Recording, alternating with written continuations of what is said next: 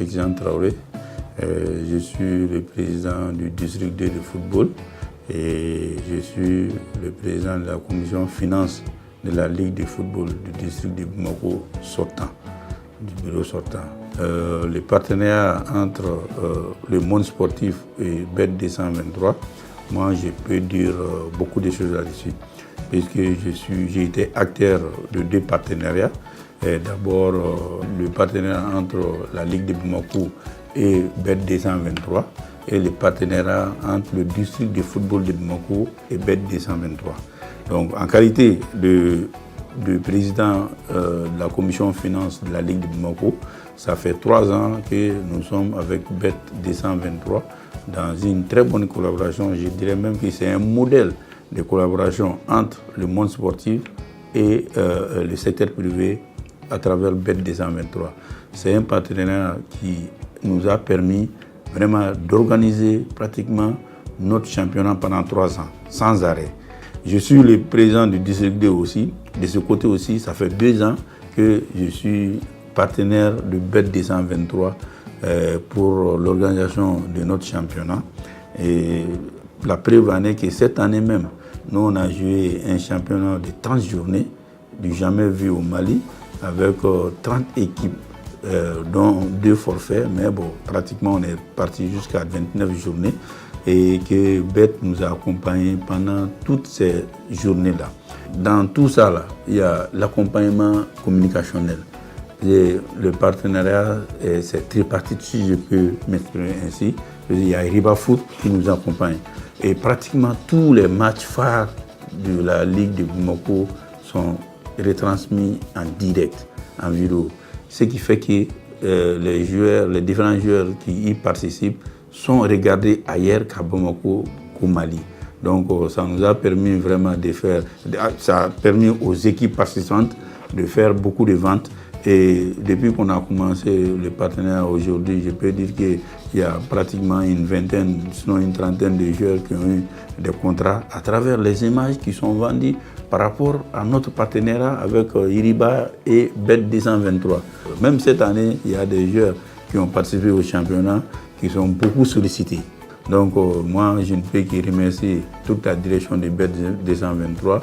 En fait, un appel à la direction de BERTHE 223 de continuer sur ce qu'ils ont commencé, sinon mettre plus encore pour que toute la jeunesse du Mali puisse profiter à leur générosité. Vraiment, merci, merci, merci encore à BERTHE 223.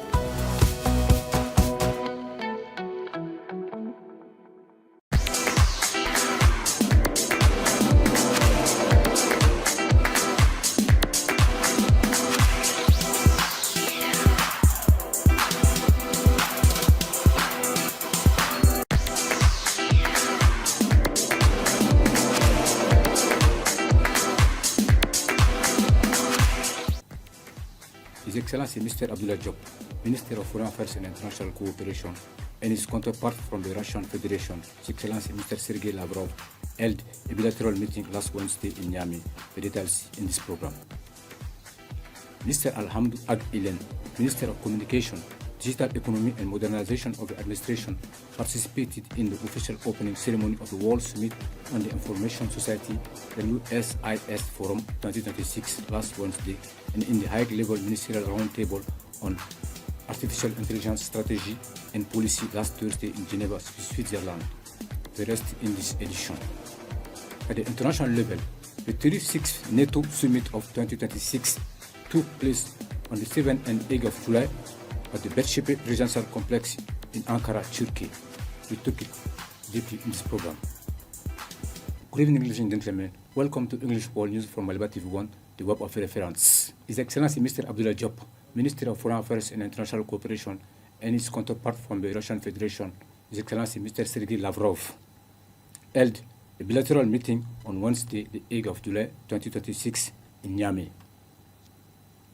This meeting took place within the framework of strengthening the strategic partnership between the two countries and on the sidelines of a second session of consultations between the foreign ministers of the Confederation of Sahel States ASS and the Russian Federation.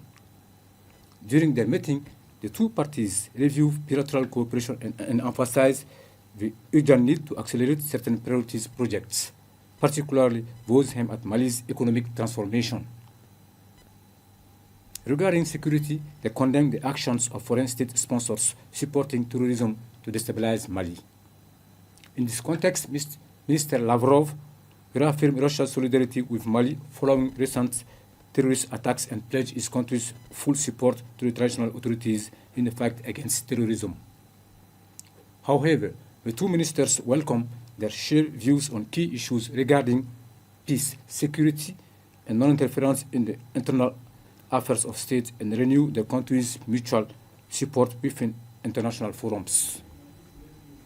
Highlighting the need to further strengthen political dialogue through high-level visits, they concluded by reaffirming the respective countries' commitment to consolidating the special partnership between the two friendly nations in a spirit of solidarity, pragmatism, mutual respect, and shared interest, according to the Information and Press Office of the Ministry of Foreign Affairs and International Cooperation. Mr. Alhamdou Ag-Ilem, Minister of Communication, Digital Economy and Modernization of the Administration, participated in the official opening ceremony of a World Summit on the Information Society WSIS Forum 2026 on Wednesday, the 8th of July 2026, and in the high-level ministerial roundtable on artificial intelligence strategy and policy on Thursday, the 9th of July 2026 in Geneva, Switzerland. Speaking on behalf of Mali, during the ministerial roundtable, Minister Ag-Ilem presented the transition's present vision for artificial intelligence as a tool for human development, digital sovereignty, and the structural transformation of developing countries.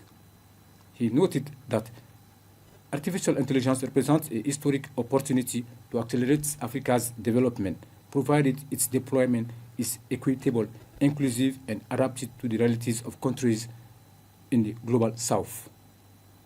However, he outlined 5 strategic priorities, 3 of which were detailed. The first concerned the human capacity building. The minister called for the creation of African centers of excellence in artificial intelligence and the provision of training scholarships.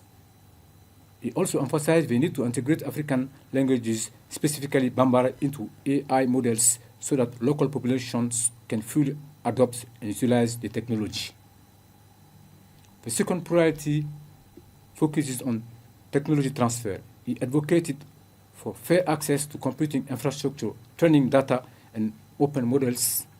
In his views, African data must primarily serve Africa's development rather than simply fueling foreign platforms. The third priority concerns the development of robust infrastructure. The minister stressed that AI cannot flourish without improved connectivity, secure networks, and access to reliable, sustainable energy. He noted that in the Sahel, security, stability, and energy autonomy are essential prerequisites for any digital strategy. In conclusion, Minister Ilen reiterated that Mali is continuing its digital transformation through the modernization of public administration, the improvement of social services, the expansion of telecommunications, and the promotion of AI accessible to all. He also called on international partners to support developing countries through funding, skills transfer, and investments in the digital and energy sectors. The WSIS 2026 Forum, organized in Geneva by the ITU in collaboration with UNESCO, UNDP, UNCTAD, and Switzerland, serves as the leading global platform for digital policy. This edition, the first following WSIS plus 20, brings together governments, the UN, the private sector, and civil society to accelerate inclusive digital development and foster cooperation on emerging technologies such as AI, according to the Communications Unit of the Ministry of Communication, Digital Economy and Modernization of Administration. The Minister of Higher Education and Scientific Research, Professor Burima Kansai, presided over a workshop dedicated to dialogue and awareness raising regarding the prevention of and fight against violent extremism in university settings on Thursday, the 9th of July 2026. Held at the conference hall of Yambu University in Kampala. The event was attended by the Minister of Foreign of Religious Affairs, Worship and Customs, Dr. Mahamadou Kone. Organized by the Permanent Secretary for the Fight Against Violent Extremism and Terrorism with support from the United Nations Development Programme UNDP as part of the implementation of PROSMED program. The event was also attended by the UNDP Deputy Resident Representative, Mr. Joseph Oji. This awareness-raising session aimed to strengthen the involvement of the university community in preventing and combating violent extremism. It encourages faculty members, students, and all academic stakeholders to actively contribute through research, scholarly output, and awareness initiatives to promoting a culture of peace, tolerance, and social cohesion among the student population. This initiative reaffirms the authorities' commitment to mobilizing higher education institutions as key spaces for reflection, prevention, and resilience in the face of challenges linked to violent extremism and terrorism, again, according to the communications unit of the Ministry of Religious Affairs, Worship and Customs. The transitional government of Mali announced a series of measures aimed at revitalizing cooperative and friendly relations between the Republic of Mali and the People's Democratic Republic of Algeria on Friday, the 10th of July 2026. In an official statement, Malian authorities announced the return of the Republic of Mali's ambassador extraordinary and plenipotentiary to Algeria, marking a new step in the normalization of diplomatic relations between the two countries. The government also announced the reopening of national airspace to all civil and military aircraft operating flights to and from Algeria. This decision lifts the restrictions that had affected airlines between the two states. According to the statement, this measure reflects a shared desire to reinvigorate bilateral relations and strengthen cooperation between Bamako and Algiers. The statement is signed by the Minister of Territorial Administration and Decentralization, who also serves as government spokesperson on behalf of the transitional government. On the same day, Friday, the 10th of July 2026, Algeria announced the full reopening of its airspace to Malian air traffic. This decision applies to all flights to and from Mali connecting via various international destinations. This reopening marks the resumption of air links between the two countries following a period of restrictions and is expected to facilitate passenger travel and the transport of goods between Mali, Algeria, and the rest of the world, according to Mali-JETS. At the international level, His Excellency Karamoko Jean-Marie Traoré, Minister of Foreign Affairs of Burkina Faso, and His Excellency Mr. Sergei Lavrov, Minister of Foreign Affairs of the Russian Federation, co-chair the second session of the consultations between the Foreign Affairs Ministers of the Confederation of Sahel States, ASS, and Russia on Wednesday, the 8th of July 2026 in Niamey, Niger. Minister Job of Mali and Bakary Yao Sangare of Niger also participated in the meeting. During the opening ceremony, the ministers welcomed the dynamic new momentum driven by their August authorities regarding the strategic partnership between the ASS Confederation and the Russian Federation. They also expressed satisfaction with the major progress achieved within the multi-sectoral partnership, which is supported by the strengthening institutional mechanism for political consultation and mutual regard for each other's interests. In this context, Minister Job highlighted with satisfaction the regular and constructive exchanges between the ASS and Russia, which have yielded significant results not only in military cooperation but also in economic and trade development, underpinned by a shared diplomatic vision. He praised Russia's clear-sighted and pragmatic stance on the crisis in the Sahel in the face of international pressure and biased narratives from certain states and media outlets. Regarding the fight against terrorism, the ministers agreed to intensify military cooperation to bolster the operational capabilities of the ASS Confederation's unified force. They also emphasized the need to strengthen the economic partnership within the framework of the Confederation's Year 2 roadmap. For its part, The Russian Foreign Minister reaffirmed his country's commitment to strengthening the mutually beneficial partnership with the ASS Confederation, while reiterating Russia's solidarity with and support for efforts to secure the Confederation's territory and promote sustainable development for the well-being of the populations concerned, according to the Information and Press Office of the Ministry of Foreign Affairs and International Cooperation. The 36th NATO summit took place on the 7th and 8th of July 2026 at the BERTHE Presidential Complex in Ankara, Turkey. Leaders from NATO's 32 member countries, along with European Commission President Ursula von der Leyen, participated in the summit, which was chaired by NATO Secretary General Mark Rutte. Key topics addressed included defense spending, military support for Ukraine, the ramping up of arms production, and the ongoing conflict in Iran. During a roundtable discussion on the 7th of July, President von der Leyen emphasized the need for much closer collaboration between the European Union and NATO, as European nations rely on shared pool of forces aligning with NATO's capability targets is essential. She highlighted that the European Union is significantly increasing defense spending through instruments such as Rearm Europe, SAVE, and the upcoming long-term budget. These investments strengthen Europe's defense industrial base, employment, and research. She also advocated for expanded cooperation with non-European Union allies like Turkey and Canada, closer ties with Ukraine regarding defense innovation and a whole-of-society approach to countering hybrid threats and bolstering and holstering resilience. Discussions underscore continued support for Ukraine in the face of Russian aggression, notably including U.S. authorization for Kyiv to manufacture Patriot air defense systems on its own soil. Some observers describe the summit as a cornerstone of the Europeanization of NATO, encouraging European nations to contribute more to their own security. Despite initial tensions and criticism from the United States regarding the alliance operations, U.S. President Donald Trump ultimately emphasized unity with his allies and highlighted his relationship with Turkish President Recep Tayyip Erdogan.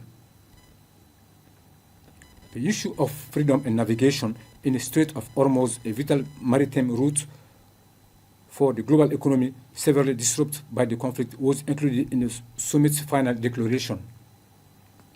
The United States urged NATO to become involved in securing the area, something some European allies were reluctant to do. At the summit, President Trump caused a stir by declaring the ceasefire agreement with Iran over. The United States launched a new wave of missile military strikes on Iranian territory, while Tehran retaliates by targeting U.S. bases in the Middle East. NATO leaders had to manage this escalation in real time, according to Al Jazeera. Donald Trump used his speeches to publicly criticize several European countries, accusing them of a lack of support and solidarity during the war waged by the U.S.-Israeli coalition against Iran. He specifically accused them of restricting access to their airspace and military bases. Spain and Italy were particularly targeted by American criticism. Spain, having refused to commit its infrastructure to this conflict, which is considered outside the alliance preview, saw Trump order a complete severance of trade relations in retaliation. According to the BBC, the NATO summit in Ankara was marked by sharp tensions related to Donald Trump's criticism for alliance unity and his financial demands, despite a stated commitment to cohesion.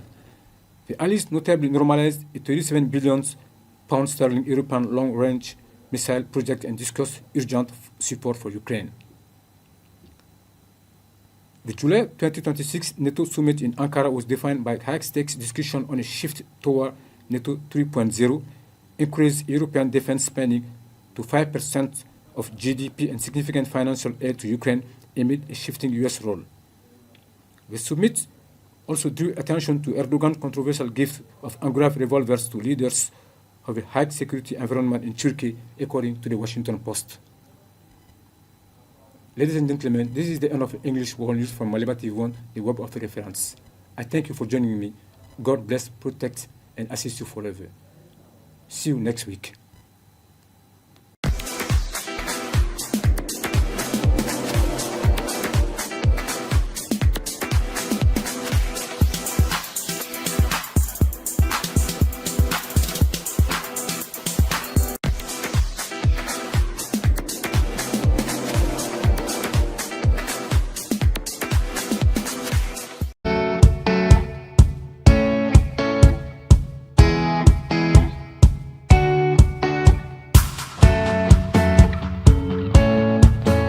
m'appelle Cheikh Traoré. Je suis le président du district D de football et je suis le président de la commission finance de la Ligue de football du district de Bamako sortant, du bureau sortant. Les partenariats entre le monde sportif et BERTHE 223, moi je peux dire beaucoup de choses là-dessus, puisque j'ai été acteur de 2 partenariats. D'abord le partenariat entre la Ligue de Bamako et BERTHE 223 et le partenariat entre le district de football de Bamako et BERTHE 223. Donc en qualité de président de la commission finance de la Ligue de Bamako, ça fait 3 ans que nous sommes avec BERTHE 223 dans une très bonne collaboration. Je dirais même que c'est un modèle de collaboration entre le monde sportif et le secteur privé à travers BERTHE 223. C'est un partenariat qui nous a permis vraiment d'organiser pratiquement notre championnat pendant 3 ans, sans arrêt. Je suis le président du district D aussi. De ce côté aussi, ça fait 2 ans que je suis partenaire de BERTHE 223 pour l'organisation de notre championnat. Et la preuve en est que cette année même, nous on a joué un championnat de 30 journées, du jamais vu au Mali, avec 30 équipes, dont 2 forfaits, mais bon, pratiquement on est parti jusqu'à 29 journées et que BERTHE nous a accompagnés pendant toutes ces journées-là. Dans tout ça, là, il y a l'accompagnement communicationnel. Et le partenariat, c'est tripartite, si je peux m'exprimer ainsi. Il y a Riba Foot qui nous accompagne. Et pratiquement tous les matchs phares de la Ligue de Bamako sont retransmis en direct, en vidéo. Ce qui fait que les différents joueurs qui y participent sont regardés ailleurs qu'à Bamako, qu'au Mali. Donc ça nous a permis vraiment ça a permis aux équipes participantes de faire beaucoup de ventes. Et depuis qu'on a commencé le partenariat aujourd'hui, je peux dire qu'il y a pratiquement une vingtaine, sinon une trentaine de joueurs qui ont eu des contrats à travers les images qui sont vendues par rapport à notre partenariat avec Iriba et BERTHE 223. Même cette année, il y a des joueurs qui ont participé au championnat qui sont beaucoup sollicités. Donc moi, je ne peux que remercier toute la direction de BERTHE 223. En fait un appel à la direction de BERTHE 223 de continuer sur ce qu'ils ont commencé, sinon mettre plus encore pour que toute la jeunesse du Mali puisse profiter à leur générosité. Vraiment, merci, merci, merci encore à BERTHE 223.